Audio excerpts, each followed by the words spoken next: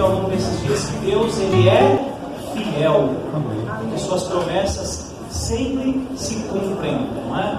E ontem nós vimos a promessa que Deus fez a Abraão, ainda sem filhos, assim que saiu da terra dos caldeus, uma promessa em que Deus havia dito que ele seria pai de grande nação. Ele não pôde ver isso com seus olhos, pois ele faleceu, mas através do único filho que Deus deu a ele, tivemos aí então o surgimento da nação de Israel, e a promessa de Deus então cumprida ali naquela ocasião. Foi o que nós vimos ontem, né? Quando Deus ele cumpre suas promessas, ainda que tardiamente, né? Deus sempre cumpre as promessas. E aí nós vimos também, mencionei ontem, que a maior promessa de todas ainda está para se cumprir, que é a promessa que Ele deixou a nós, relatada lá no Evangelho de João, capítulo 14, promessa de que Ele iria preparar um lugar. Você conhece o texto, né? E após então concluir, Ele voltaria para nos levar para onde Ele está, que é o céu. Essa é a promessa que nós aguardamos. E assim como Deus foi fiel com o povo de Israel quando fez a promessa a Abraão de que ele seria pai de uma grande nação, Ele também é fiel com o novo Israel. Ele cumprirá a sua promessa de dar a nós a Canaã celestial, quando Ele se manifestar nas nuvens dos céus com poder e grande glória, para nos levar com Ele. Hoje é um sábado especial. Nós na semana passada nos reunimos com a comissão da igreja e decidimos então terminar essa série de estudos sobre o tema da fidelidade com a Santa Ceia, momento onde nós abrimos o nosso coração a Deus, momento onde nós reconhecemos aquilo que Cristo fez por nós quando se entregou na cruz do Calvário, quando pendurado no madeiro ali, nos amou até o fim. E então nós decidimos que esse sábado nós terminaríamos de maneira diferente essa semana, participando da cerimônia do lava-pés e logo após a Santa Ceia, com uma renovação, né? Renovando os nossos votos com Deus, renovando a nossa vida espiritual com Deus através destas cerimônias deixadas por Cristo como ensinamento à sua igreja. Interessante que essa cerimônia do lava-pés, a Santa Ceia, Cristo nos orientou fazê-la até que Ele retornasse, né? Até que Ele voltasse. Então, até que Cristo volte, participaremos dessas cerimônias como um memorial de tudo aquilo que Ele fez por nós. Às vezes a gente não tem a dimensão do que Cristo fez por nós. Às vezes a gente não consegue mensurar o que Ele fez, porque estamos separados daquilo que Ele realizou na cruz do Calvário há mais de 2 mil anos, né? Aproximadamente isso. Nós estamos separados há muito tempo daquilo que Ele realizou, e a gente não consegue mensurar. É por isso que uma autora certa vez escreveu que seria bom que nós refletíssemos todos os dias, e olha o tempo que ela coloca, pelo menos 1 hora no sacrifício de Jesus. Porque a correria do dia a dia, os afazeres do lar, às vezes nos afasta um pouco da grandiosidade de tudo que Ele realizou. E às vezes a gente acaba passando por alto, com raríssimas exceções, relembrando o que Ele fez por nós. Quem sabe na Páscoa, né, quando alguns filmes, se é que ainda passam filmes de Jesus, nos leva a lembrar ainda vagamente do que Ele realizou por nós. Reflita aí você agora, rapidinho, uma pergunta retórica que eu vou fazer aqui para vocês. Quanto tempo você reflete no que Jesus fez por você? Consegue você mensurar o que foi que Ele fez por ti na cruz do Calvário? Difícil, né? A gente às vezes acaba passando por alto o que Ele fez. Quero convidar você a abrir sua Bíblia então para nós refletirmos no sacrifício de Jesus, num capítulo muito conhecido do livro do profeta Isaías. O profeta Isaías, ele recebeu uma revelação divina, recebeu de Deus como seria o ministério do Messias, do tão aguardado Filho de Deus, prometido ainda a Adão e Eva, o descendente que viria para pagar a culpa pelo pecado da raça humana, substituindo o lugar de cada um de nós que mereceríamos a morte eterna, tomando sobre ele então a culpa pelos nossos pecados. E Isaías então ele recebeu de Deus a revelação de como seria o ministério de Jesus, o Messias, aquele tão sonhado, aguardado filho, o descendente, não é? Vamos fazer uma reflexão rápida, breve, para não tomarmos tempo da cerimônia que nós iremos daqui a pouco realizar. E eu quero introduzir então tudo que nós iremos realizar aqui com este capítulo, o capítulo do servo sofredor. Esse capítulo ele resume o ministério de Jesus. Esse capítulo nos leva a enxergar o que foi a vida de Cristo. E olha o que diz aí o versículo 1 então. Quem deu crédito à nossa pregação? Perdão, 53. É que 51 estava olhando aqui, perdão, mas aí é 53. Isso, 53. Estou com o capítulo 53 aberto aqui, para 51. Sabe o que é 51? Eu estava lembrando de Davi. Ainda bem que é Davi. Não é o Mundial do Palmeiras, não. Estava lembrando de Davi, que é o Salmo 51, o Salmo do Perdão. Cria em mim, ó Deus, um coração puro. Vamos lá. Não é o Mundial do Palmeiras, não, Deus. Fica tranquilo. Olha, Cida, não tem, né, Cida? Eu vou te perdoar porque hoje é Santa Ceia. Deus nos chama para perdoar, né, irmão? Vamos lá. Perdão, Deus. Para nós. Quem deu crédito à nossa pregação? A quem se manifestou o braço do Senhor? Ele foi subindo como renovo perante ele, e como raiz de uma terra seca. Não tinha parecer nem formosura, e olhando nós para ele, nenhuma beleza víamos para que o desejássemos. Veja, Isaías ele começa a relatar aqui o ministério do Messias, do tão sonhado, prometido filho, daquele que viria para tomar o lugar da raça humana, para ser o representante de Deus aqui na terra, aquele que iria tomar os pecados da raça humana, que iria pagar a culpa pelos nossos erros. E ele começa aqui relatando o ministério do Messias, dizendo quem é que deu crédito a essa pregação. O Evangelho de João, muitos anos depois, séculos depois, revela que ele veio para os seus, mas os seus não o receberam. Foi alguém rejeitado pelo seu próprio povo, não é? E a igreja, às vezes, como o novo Israel, muitas vezes também rejeita, passa por alto tudo aquilo que Jesus realizou por ela, seu ministério e principalmente na cruz do Calvário. De modo que essas coisas se repetem periodicamente na vida do novo Israel. E a Bíblia diz para nós aqui, Isaías relatando, que dele não fizemos caso, que era alguém comum entre os demais, não havia nele nada de diferente na sua aparência, e talvez fosse esse um dos motivos pelos quais a nação o deixou de lado. O versículo 3 então diz: era desprezado e o mais indigno entre os homens, homem de dores e experimentado no sofrimento, comum de quem os homens escondiam o rosto, era desprezado e não fizemos dele caso algum. Esse era Jesus, aquele que andou durante 3 anos e meio realizando bem, realizando sinais, prodígios, curando, até ressuscitando pessoas, que saciou a fome de uma grande multidão, aquele que fez tudo por eles, pouco recebeu deles, foi desprezado. A palavra ainda continua, verso 4, fala agora de seus feitos. Verdadeiramente, ele tomou sobre si as nossas enfermidades, e as nossas dores levou sobre si. Contudo, nós o considerávamos como aflito, ferido de Deus e oprimido. Ele, porém, foi ferido pelas nossas transgressões e moído pelas nossas iniquidades. O castigo que nos traz a paz estava sobre ele, e pelas suas pisaduras fomos sarados.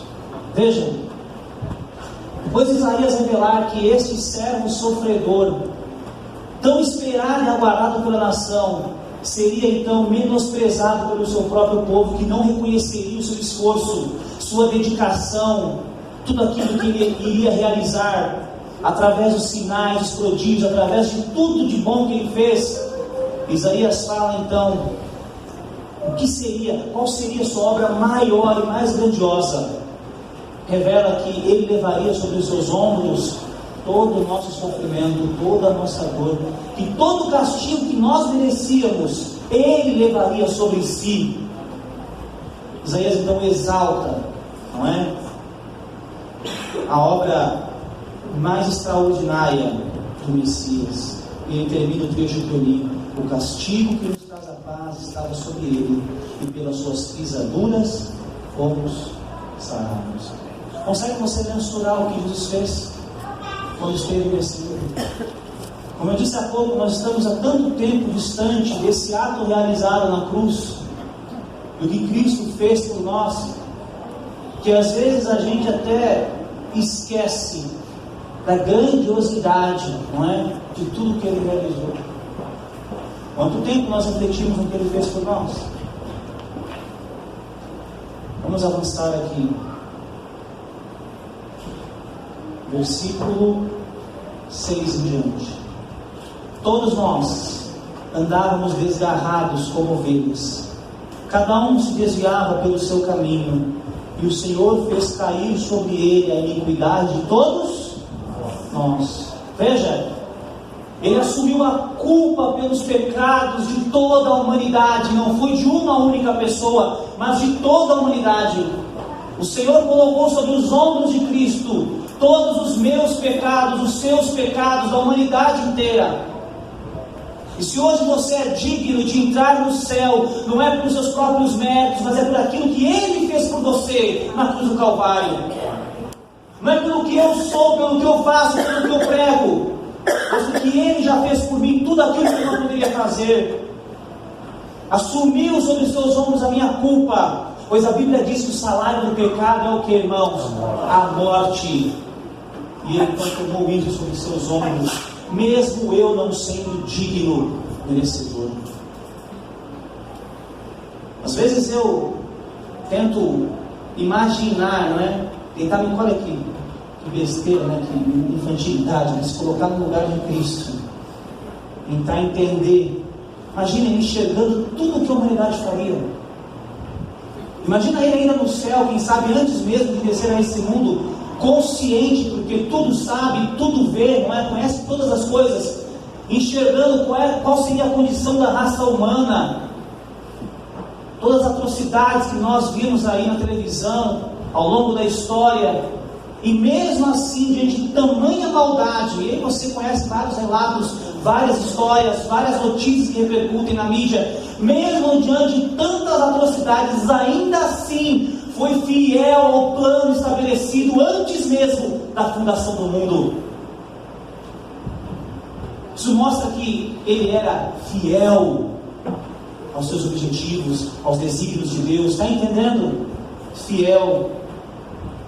Vamos avançar na leitura. Versículo então 7. Ele foi oprimido e humilhado, mas não abriu a sua boca. Como cordeiro foi levado ao matadouro, e como ovelha muda perante os seus tosqueadores, Ele não abriu sua boca. Olha aí, foi oprimido, humilhado. Sabe, quando a gente estuda o Novo Testamento, o apóstolo Paulo, ele diz que ele deixou a sua glória, né? Não julgou como usurpação ser igual a Deus, mas se fez como um de nós. Deixou tudo, deixou a sua glória para ser humilhado nesse mundo de pecado. Só é possível entender o que Cristo fez numa atmosfera sem pecado, porque humanamente falando, egoisticamente falando, nós jamais deixaremos uma posição para sofrermos humilhação, para sermos ridicularizados e deixados de lado. Jamais. Jamais. Mas no contexto de céu sem pecado, alguém entendeu que toda a glória, alguém entendeu lá em cima que toda a pompa, tá certo? Não era mais importante do que eu e você. E abriu mão de tudo para resgatar a raça humana da morte eterna. Esse é o amor de Deus, um amor que nós não conseguimos mensurar, não é? Um amor maior do que todas as coisas. Por isso que nós cantamos aqui a pouco, não é? Vamos terminando aqui essa primeira parte da leitura. Quero que você abra sua Bíblia comigo no livro de Romanos agora. Em Romanos, ou melhor, João, no capítulo 12. Esse servo sofredor mencionado por Isaías já estava no final do seu ministério.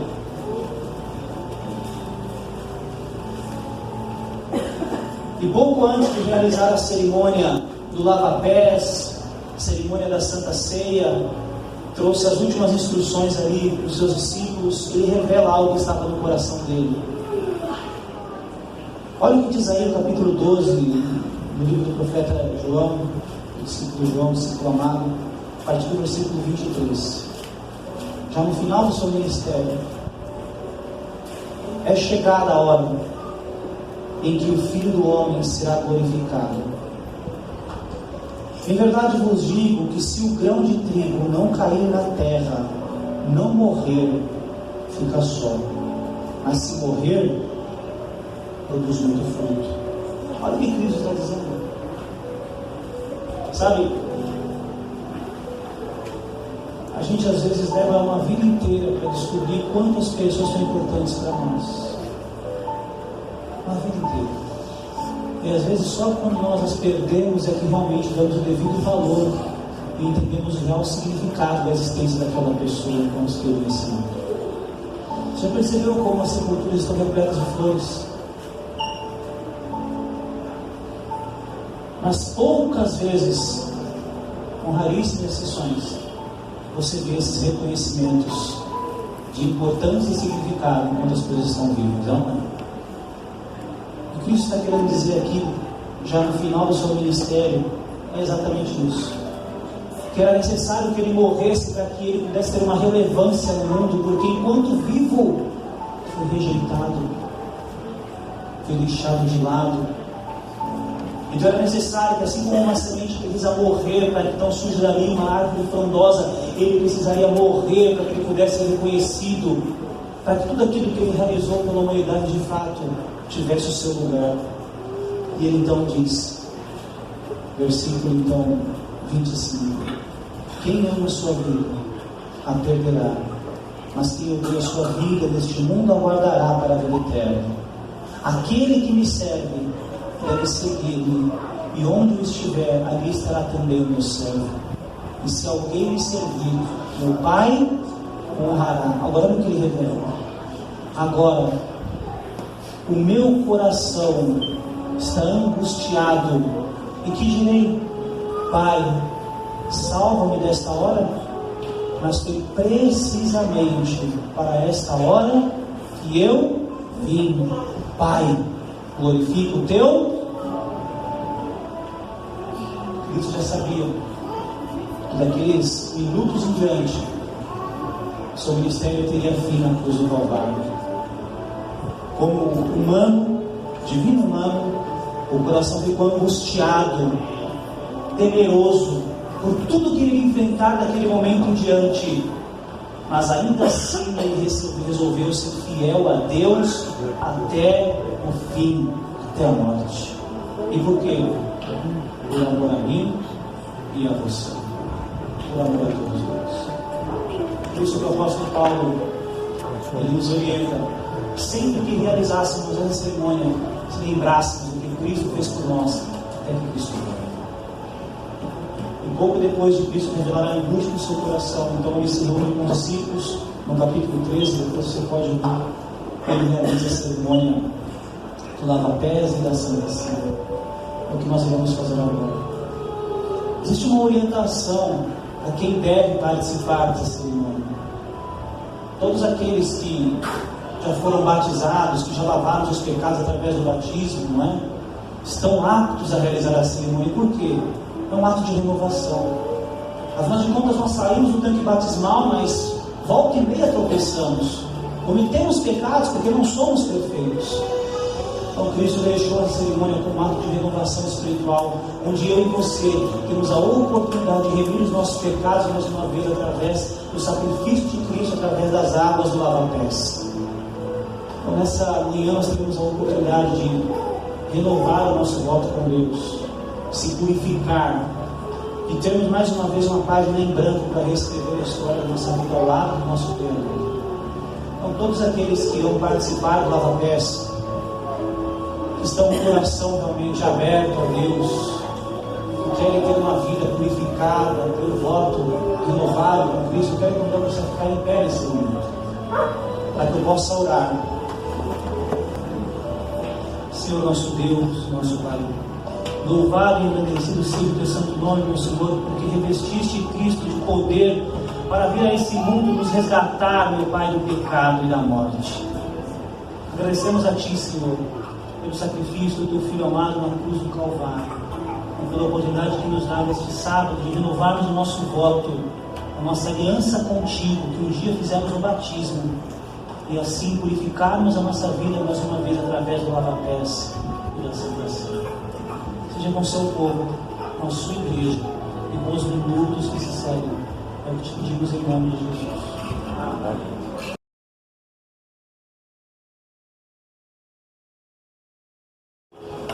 A semana agora da Santa Ceia, o apóstolo Paulo, em 1 Coríntios, capítulo 11, versículo 26, ele diz o seguinte: pois todas as vezes que comerdes deste pão e beberdes deste cálice, anunciai a morte do Senhor até que Ele venha. Esse é o momento de nós recordarmos aqui o que Cristo fez por nós. Eu gostaria de chamar aqui as diaconisas para que elas possam descobrir aqui os emblemas.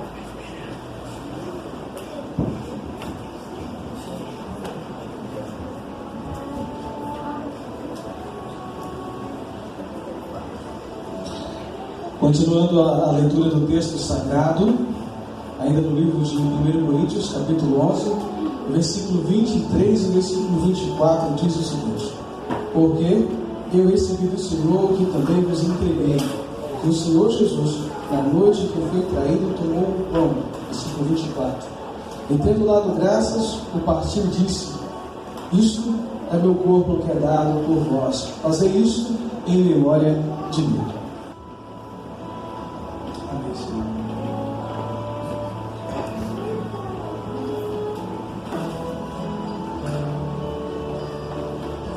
Continuando ainda em 1 Coríntios 11, vamos ler agora juntos o verso 25, que diz assim: por semelhante modo, depois de haver ceado, tomou também o cálice, dizendo: este cálice é a nova aliança no meu sangue, fazei isso todas as vezes que o beberdes, em memória de mim.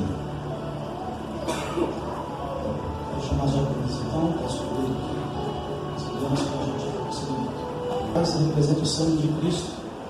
Você também, de reflexão, meditação, em memória do sacrifício de Jesus, o sangue derramado por você na cruz do Calvário, e no meu amém todos nós participamos juntos. Amém.